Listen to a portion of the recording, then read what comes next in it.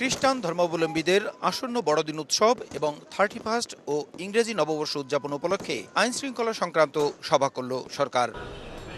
সকালে স্বরাষ্ট্র মন্ত্রণালয়ে অনুষ্ঠিত হয় এই বৈঠক। নির্ধারিত ইস্যুর পাশাপাশি বৈঠকে ভারত বাংলাদেশ সম্পর্ক ঘিরে দুদেশের সীমান্ত পরিস্থিতির বিষয়টি নিয়েও আলোচনা হয়।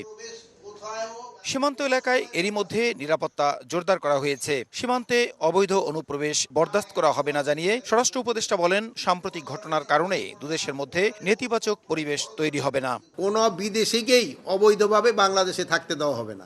বর্ডারে কোনো অবৈধ অনুপ্রবেশ কোথাও এবং কোনো সময় বরদাস্ত করা হবে না। 31 নাইট উপলক্ষে আতশবাজি পোড়ানো এবং ফানুস ওড়ানো বন্ধের পাশাপাশি ঢাকার বারগুলো বন্ধ রাখার সিদ্ধান্ত নিয়েছে সরকার। আমরা 31 নাইটে যে আমাদের যে নর্মাল বারগুলি আছে এগুলি আমরা বন্ধ রাখি। আতশবাজি ফানস এইগুলির জন্য আমরা নিষেধ করেছি, যেহেতু আমাদের ধর্মীয় অনুষ্ঠানে কিন্তু এই আতশবাজি ফানস এইগুলি কিন্তু কোনোটাই অ্যালাউড না। 31 নাইটে রাজধানী সহ আইন শৃঙ্খলা রক্ষাকারী বাহিনীর নজরদারিতে থাকবে পুরো দেশ।